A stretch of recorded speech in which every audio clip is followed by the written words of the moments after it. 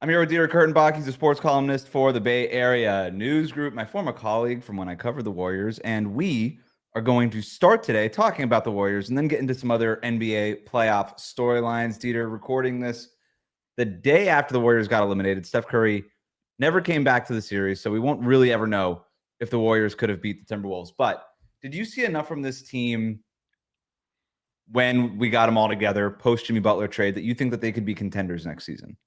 Yes. I mean, when they're at their best, it is as good as maybe anybody's. It might be just a tier below the best of the best with, well, I mean, Boston doesn't really qualify under that statement anymore. When Oklahoma City's in full force, which who knows if they make it to the next round, but when they're in full force, I thought their best was better than anybody's. Cleveland's already out. I don't know if that might have been the separating tier, or maybe the Warriors were on that tier.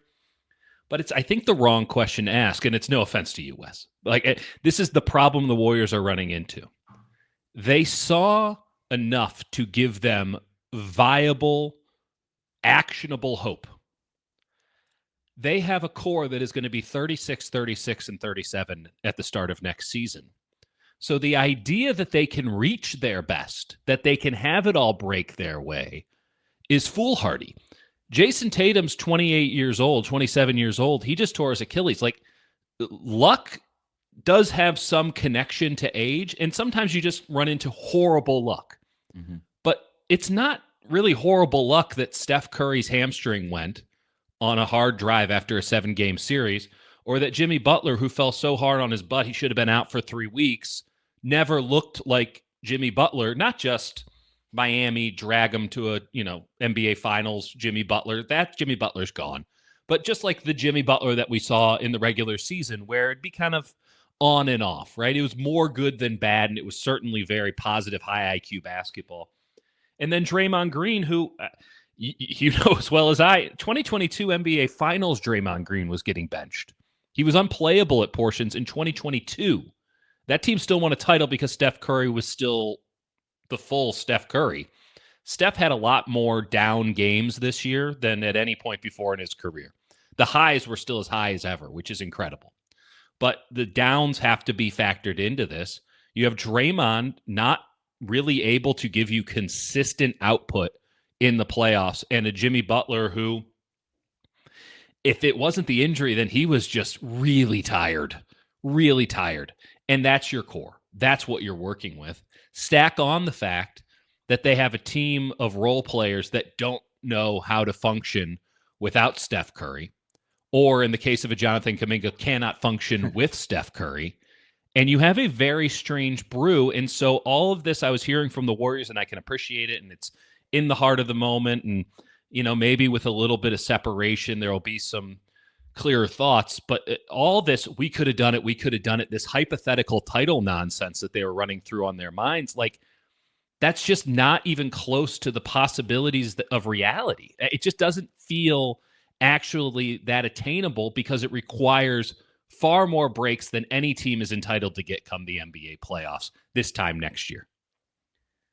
Great answer. A ton to get into with that. Full disclosure, I picked Minnesota before the series, not knowing whether Steph was going to sprain the hamstring or not. And I wanted to. I wanted to, but when I watched that series against the Lakers, I saw a really bad half-court offense from Minnesota, which I think bore out up until the last 2 games. I saw a defense that would just turn off for stretches. I love their length. I love their talent. I think at times they can be a really smothering defense, Minnesota, but it would just turn off. And Chris Finch seems in and out. And I don't want to go in on Minnesota because they were unquestionably the better team. They absolutely kicked the Warriors' ass in that series. But the way that Steph Curry was getting to the hoop without any restrictions whatsoever in the first quarter and a half of that game, he was scoring a point per minute. It was hard for me not to imagine that would have been good things for the Warriors. And it's why the Warriors maintain so much hope, even though it was maybe putting a bit too much on Steph, if we're being honest, that, hey, if we can just get this to 6 and we get that big 3-day break, maybe he can come back and an 80% Steph can get us to where we need to go. Again, it's all just sort of fanciful in what the Warriors wanted to do. I had the Warriors in 7, but that was only because both of those teams proved to be generally unserious come playoff time, and I thought that the Warriors' experience might be just that little bit more. But the second that Steph was ruled out for games, I mean, it was just like, how did the Warriors steal one singular game? And they really, outside of game 3, which was their best shot, and they faded away hard in the fourth quarter. I mean, specifically, Butler faded away hard in the fourth quarter. Outside of game 3, they never gave it. They never even came close. No. It was never interesting. That was the one that got away. They needed that one, and they wasted. Jimmy Butler had 38 points in one of those games, and they wasted that too. But the reason I took Minnesota was, and I'm admitting my bias here, I just never believed in Golden State because of the lack of size. I just couldn't get there. I picked the Rockets. Mm-hmm. Even though I didn't, that was the one where I really didn't feel good about it. I just picked Houston because they had home court. I picked it in 7. I'll take a half right on that one. Is that how we do this now? Yeah. It's on my show. Yeah, we can do that. I'm sure the internet audience is equally as forgiving. And then at the same time, I kept reminding myself I picked against the Warriors in every round of the 2022 run because of their lack of size. Yes. And I know that my bias, and I'm admitting the bias. I can't get over the size thing, and yet the Warriors got over it and won a freaking championship. Well, this year's Wolves team has a lot of 2022 Warriors in them right now. Mm-hmm. Now, and this is a strictly narrative thing, but if Minnesota wins the title, and by the way, do not discount Minnesota possibly winning the title. I'm not saying they should be favorited. I think whoever comes out of the Denver, it's wide open right now. But yeah, like who in the East scares you? Like they can beat the Knicks, they can beat the Pacers, and I don't know who's coming out on the other side of the bracket, but I think they can beat both of them with OKC's vulnerabilities that have been shown, and I think a lot of people expected, but I gave them more benefit of the doubt than they've deserved to this point.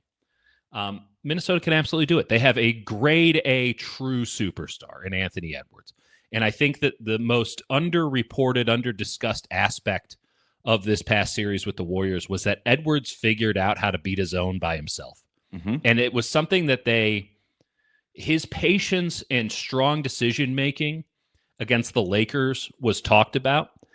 And then he was able to carry that forward while maintaining a level of aggression and get my shot up that I thought was just perfectly balanced. Draymond called it beautiful after the game. Draymond says the truth a lot.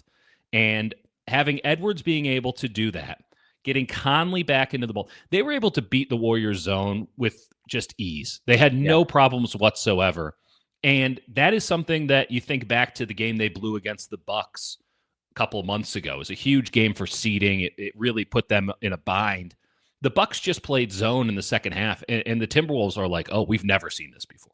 Like, we have no idea what to do. We talked about it on this show. It was as if they had never seen a zone defense before. And you're in Miami, so you live the zone defense lifestyle. You might as well be in Syracuse, New York. So, like, the idea that an NBA team can't shoot their way out of it, especially one that's at full strength and has a player like Anthony Edwards, it felt like it was inevitable that he would figure it out. But his ability to figure it out and to control himself and to not do the things that he did so often late in games this regular season where he would just be like, I'm the man. We're making this a shoe ad right now. Like, I'm going to take over Kobe style. And everything would just fall apart around him because it was bad basketball. It wasn't winning basketball.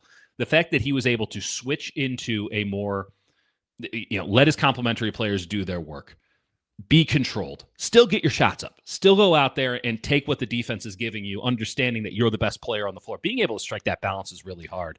The Warriors were destroyed by zone. Chris Finch did go to zone late in the series. Can I stop you on that point? Because I'm so glad you brought it up. I was literally talking about this last week. The next step for Anthony Edwards is figuring out the balance between let me get my shot, aggression, let me get others involved, and making the right reads and in the flow of the game. And I literally said, this is something that takes years. No, not for him. To get. And he was so far away from getting to that a month ago. Mm-hmm. I bring this up all the time, and it's worth repeating over and over because it is staggering. His ability to learn and apply is one of a kind. It is literally one of a kind. I've never seen anything like it. Yep. He was not a great three-point shooter. No. He became one this year. Not just a great one, not just the best. The best pull-up three-point shooter by volume in the league. Just without a beautiful shot, it should be noted. Like, it's a And pretty line drive shot.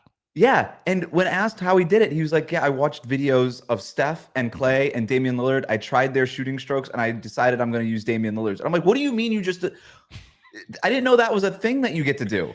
Why doesn't every other player in the league just do because that? they don't have it. They don't because have they it. can't. He hasn't And been then he touched does the by same God thing the with, same way. they asked him, okay, how did you learn how to beat doubles? Remember how he was complaining about how he doesn't like to play double teams because it's not fun or something earlier in the year? And then he figured out how to beat doubles. How? I watched Luka Doncic. Again, just doing this monkey see, monkey do, Kirby video game thing. I just took your power. Yeah. Wild, unbelievable. I think, and it's why I don't know how you define talent or whatever. And I don't even know if it's a worthwhile conversation. To me, Anthony Edwards might be the most talented player in the NBA just because of his capacity to learn and take and adapt and do it seemingly on the fly. You are so right. I'm so glad you called that out. It wasn't just, hey, let me make the strong read out of the pick and roll, Rudy Gobert on the short roll, Julius Randle on the short roll. I'm busting your Golden State Warriors zone. It's the playoffs. People are gonna adapt to that. If you only have one kind of smoke, then there's going to be a counter, and you're constantly then having to adapt. You're on the back foot at all times. He's coming on the front foot. Excellent problem solver. He is getting that, and you never think Anthony Edwards problems. You think Anthony Edwards, athleticism, Michael Jordan, Adidas shoe ads, the movie talker that he was in, trash talker, personality, charisma, aura, all these things. Yeah, he's a problem solver. So the difference between very talented players and great players is between the ears. Correct. I mean, it's not to say that there aren't guys who have a little bit more talent or to have this, but it's between the ears. It's what are you doing? How are you molding your craft? Everyone is given to get into the NBA. You have to have a requisite amount of clay. What can you do with the clay once it's here?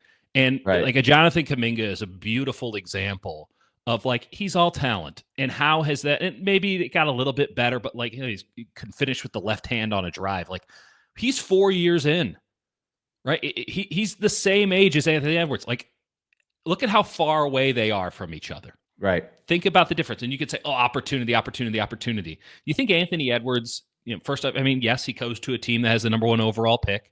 It's not like the Warriors didn't pick 2 in that draft. So the idea that, Kaminga's coming in, I know they won the title. You picked against him in every round. You know who picked against him in every round in 2022 as well? The Warriors front office and coaching staff.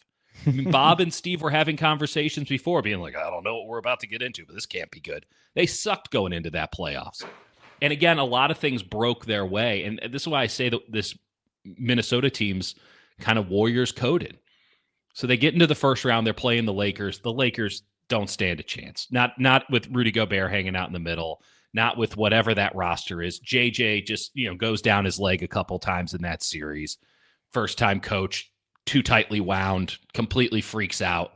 Thing falls apart for the Lakers. Minnesota takes full advantage, right? That's all you're asked to do.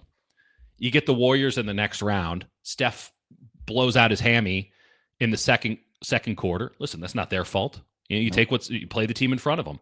But then, Jimmy he's got nothing for you. He gives you 1 game in the series effectively. So you take advantage of them. And by the way, credit to them. Last year, they played around with their food in the second round, and then they were dog tired going into the finals. This year, they're like, that cannot happen. And they took care of business. They took care of it emphatically. Wasn't that hard to do, but they did it. Yep. And now we're going to see. But they have an number 1 superstar, a number 2 that is defying expectations, right? Very highly sought talent. Everyone thinks Julius Randle's, this great player, and now his star has fallen off significantly, and he's sort of a paperweight in a trade for Cat, and everyone's like, I don't know. Minnesota's just kind of eat this one. I'm so glad I never sold my Julius Randle stock. Well, listen, it is taking off. It's the best thing going right now for me. All it did was tank from the jump. So it's like, oh, should I, sell my loss now? But there's some real Andrew Wiggins energy there. With Julius Randle right now. Call. And obviously different players. And then, of course, you have the defensive stalwart. I don't, bring up typically how many Defensive Player of the Year awards Rudy Gobert has because Draymond might be listening, but it's more than Draymond.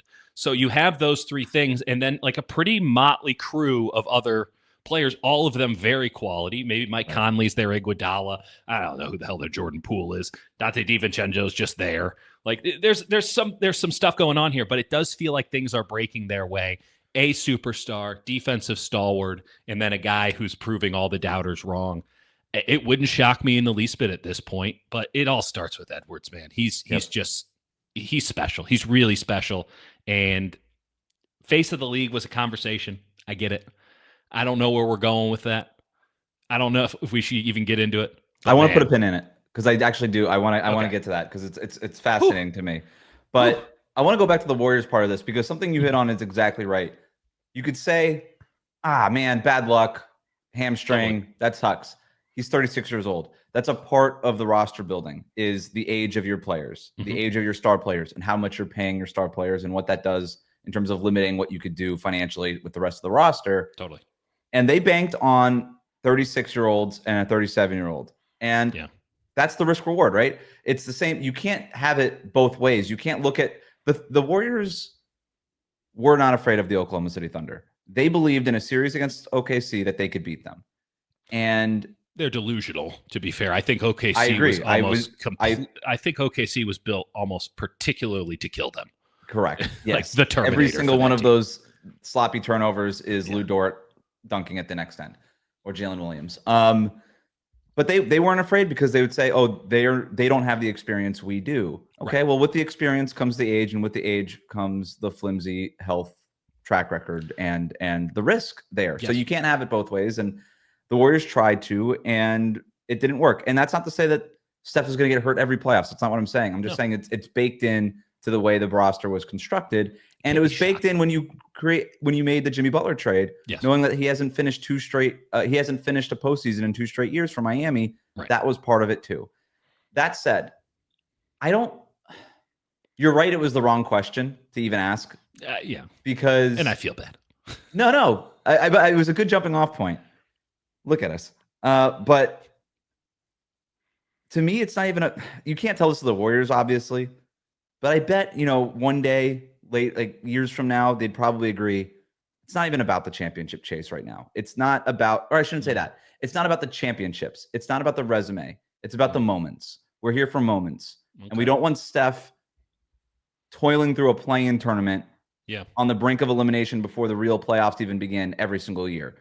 The goal for the rest of Steph's career is top 6 seed in the West. Legit playoff team. Let's get Steph on the playoff stage and let's see some magic happen because that's the only thing anybody in the NBA really wants. Steph's resume is infallible. You can't. It's all-timer. I don't know. I don't even know what another championship does for the resume. I don't know that it matters. It makes it a very difficult conversation for LeBron stans to have. That's all. That's fair. Which frankly is motivation enough, right? Yeah, that's fine. That's interesting enough. But to me, everybody just wants to see it, and I think the Jimmy Butler trade accomplished that. Now let's move. Let's move to the offseason because you mentioned Jonathan Kaminga. That's the big swing piece here. Restricted free agent. The expectation out of Golden State is that they are going to be looking at sign and trade options with Kaminga. Kaminga wants playing time. He should get playing time. It's obviously not the right fit. He's obviously very talented. Right. It's just change of scenery seems like the right idea. Anthony Slater reported in his piece this morning that, it's not a done deal that it's a sign and trade. I appreciate the reporting. It's also fairly obvious that it's not official because it's not official, but whatever. Well, you know what? I get where you're going with that. I'm going to back Slater on this. And not that anyone's going on Slater. Yeah, I'm not. Yeah. I'm not down in the reporting at all. It would be very Warriors-like, and certainly this is a murky scenario, right? Like it's an RFA sign-in trade for a player who is still you're selling his potential as opposed to the actuality. And we know how Joe Lacob feels about him. Correct. And for the Warriors, this will be the biggest thing they do this offseason, they might wait it out. They might sign him themselves, hold on to it, knowing, hey, we can sell him to different teams better. We'll have a better shot of getting something better back for him, if anything back for him, if we wait until the trade deadline. Good point. Which then we're what do you think they should look? What should they trade Kaminga for? What would be good enough to get off the Kaminga train for them? I don't think Steve Kerr wants to be on the Kaminga train anymore. I mean, sure. And now we come to this. Honestly, I think that's the bigger thing. Are you going to back Jonathan Kaminga or are you going to back Steve Kerr? And the Warriors, whenever pushes come to shove, have justly and correctly backed Steve Kerr. He's made some of the bigger calls when it's come down to push or shove. Like, okay, he's our coach. We're not messing around with that. A lot of other teams, we know how that would go. But we also see how a lot of those other teams do. So I don't know. I don't think that anyone's going to get fired. But I definitely can see them forcing Jonathan Kaminga and Steve Kerr to commingle for another 6 months because they don't want to do anything that they would view rash, because they're still reeling a little bit from the Jordan Poole, Chris Paul trade that no one ever thought should work out, but they kind of thought would work out. And it's, again, and we're dealing with a very similar type player in Kaminga, whose life destiny is in all likelihood to be the best player getting up major buckets and major fantasy points for a crappy basketball team. And by the way, Washington, not an option because they already know. They've already played this game once and they've lost. Is whatever you want to say about Poole. I did look at the trade machine. I'm like, Kaminga for Jordan Poole? Does that work? Yeah, maybe. I don't know. It was a fun thought experiment. Can I throw some names at you? I'd love to hear them. So obviously it would have to be a sign and trade, and it gets into apron rules and whatever. I don't even know if these are possible, but we're having fun here. There's a couple of obvious ones that I know that you're going to say no to, but we're going to build up to one that I kind of like. Okay. DeAndre Ayton? No. All right. That's an interesting thought, though, with Portland. Walker Kessler? Walker Kessler is a viability. There's a viability there. I don't think it's enough given, again, how much Joe Lacob likes it. I don't think, hey, can we have our in the rotation, out of the rotation Jazz center instead? They were talking about this dude. They couldn't put him in for marketing, but Walker Kessler's going to get it done. That's the one where Danny Ainge has talked up Walker Kessler so much that I'm almost at the point of, you're definitely trying to trade this guy. Yeah. That's the Ainge special. So Walker Kessler, they've been trying to trade since they got him. And I don't quite understand why, because he is a good player, but he might just be a Plumlee. There's no nice way to put that, but he might just be another Plumlee. Plumlee had a long career. Isaiah Stewart. Wow, beef stew. Draymond and beef stew in the same locker room. I think we have to do it on principle. If that's an option, I agree with you. It would be Kaminga in Detroit. Pistons fans might be like, well, we have enough big wings who can't shoot. And my response would be, you love these guys. Get another one. Yeah. You obviously are trying to collect them. I don't, not to diverge too much from the topic at hand. Do you get the sense that Detroit's going to do anything? Or no, they just and they shouldn't. I don't know if they should. If they have an opportunity to upgrade the center position in a very meaningful way, I could see them going there. I think we kind of know what. I love Jalen Duren. I loved him coming out of the draft, I should say. Same. I think we kind of know what he's about. Yep. And it feels like they are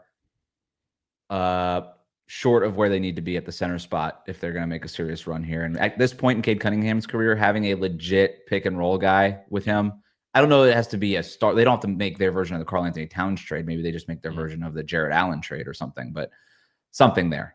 Maybe they do something like that. But it's hard to, I've seen people say Kevin Durant, Giannis, are they going to go crazy? I'm like, those guys are not going to let themselves end up in Detroit. I mean, I don't know how much say Durant's going to have. I know that he'll have some, but free agent 2026, he's got some leverage. I don't know what's so unattractive about Detroit. And the man apparently loves moving. So what's the problem here? That's neither here nor there. I don't see. I would think that Detroit would say no as opposed to the Warriors saying no in that scenario. Last one for you. Could you get Claxton from Brooklyn? Claxton, because Cam Johnson is the name that's constantly bandied about, which I feel is a bit fanciful in and of itself. And I don't know that it helps the Warriors. They need a shooter. If we learned one thing, they need a shooter. They need they need positional size, and he brings it. I think Cam Johnson is I like Cam Johnson fine, but the way he's talked about in Twitter circles, who was the guy years ago that every Warriors fan wanted to God, what's the name? Dan Marley. Dan Marley. But there's players every once in a while that the internet, every fan base is like, we got to trade for this guy, and they all think most of the time they're pretty mid. Yeah, exactly. As you go on Twitter and it's like, is this guy gonna be in the All-Star game? Why do we keep talking about Cam Johnson like this? I'll say this for the Warriors: they have roughly 0 two-way players. outside of maybe Jimmy. No, that's fair. So To me, anybody Claxton who though can, would be the guy I would look at because you could bring him on. You could switch everything with Claxton if you wanted to. He had a down year for Brooklyn, but everybody did. They were literally trying to lose games. That's right. How'd that work out? I would bet on Claxton's upside there. And if you put him in Golden State, I mean, he'd just be like a supercharged, can move faster Kevon Looney. Like I kind of like that spot for him. Let's not blaspheme here because you don't need to charge up Loon Dog, which, by the way, a free agent, and there's some trickiness Gary Payton there. Second. Yep. Well, Gary Payton has a player option, which if Gary Payton has a single lick of sense in his body, which I can assure you he does, it was picked up before he got on the plane back to the Bay Area. Oh, just by the way, I'll be opting in for the $9 million because Thank you very much. There is no lateral movement whatsoever left in those legs. The injuries have just great guy, smart player, useless in the playoffs. Useless. What else do they need to do? The Warriors. To me, I think they're two major pieces away. I think they need to get a center who can play with Draymond and Jimmy on the court at the same time. One of those centers that can shoot a three at a very high rate, but also defend the paint. Yes, exactly. But also, those are just hanging around. There's like three of them.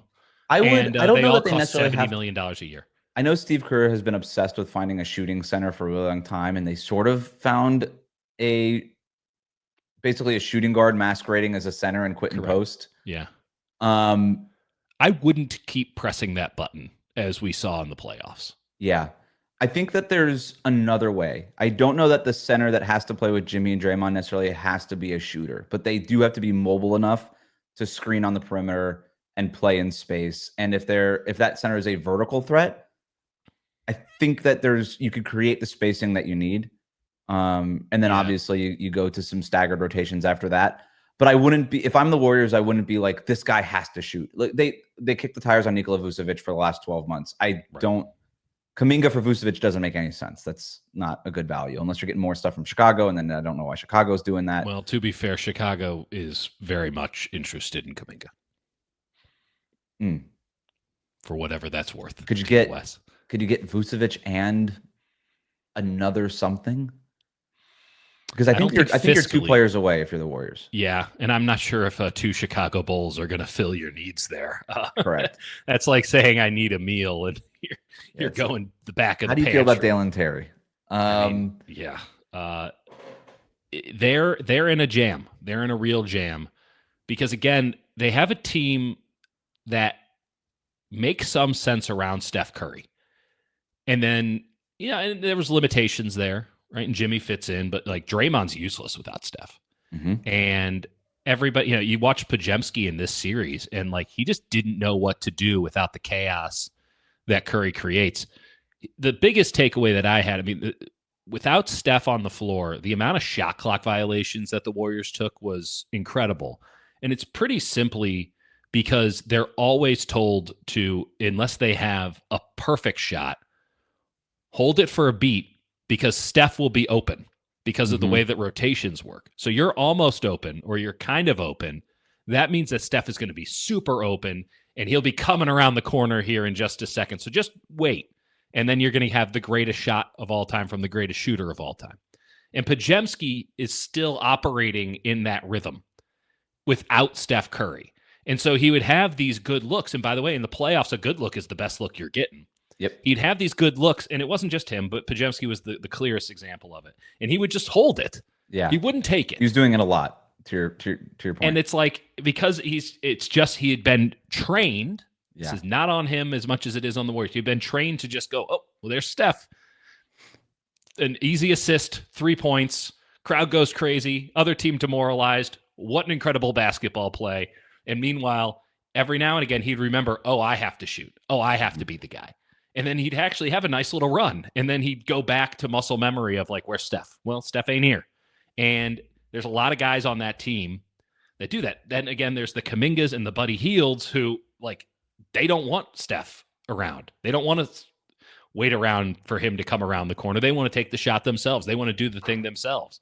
And that was nice to have when you don't have Steph. That could work for a second unit for a little stretch. It didn't work as well as it should have for the games in which Steph Curry didn't play. But those two don't meet. And then you have a Mhm. bunch of players that can only give you something on offense, and then some guys who can only give you something on defense.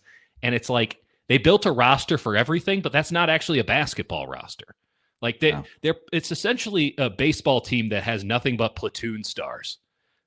What happens when the lefty starter is out of the game and now you got to go right-handed? And they're just like, I don't know. Like, we didn't see that one coming. It's like they change pitchers all the time. Yeah, I talk about this a lot, how we sort of tend to mistake what versatility is in the NBA. And to me, it's when you have a bunch of players who can't play at a high level on both ends of on the basketball. Now all of a sudden we're talking about versatility, and we confuse versatility and lack of specialization quite a bit. Yes. And that's what the Warriors are. They are not a versatile team at all. Every lineup that they put out there against Minnesota was small. Every single one. That's not versatile. No. What about that is versatile? Not in the least bit. They also I like to sometimes go through the thought exercise of like how a coach would manage his team if he had unlimited timeouts. And Steve Kerr would use a timeout after every made basket. Every possession, yes. And just do the defense offense swap. We would do defense 100%. offense the whole game over here. It would be excruciating. Can I ask you one more Warriors question, then we'll move on? Is it time for Draymond Green to pull the Andre Iguodala and come off the bench? That series was a massive L for anybody who voted Draymond Defensive Player of the Year. Yeah. That was a rough defensive series for Draymond. He is showing his age in more ways than the gray on the beard at this stage. Yeah. And the thought crossed my mind, specifically if they hold on to Jonathan Kaminga.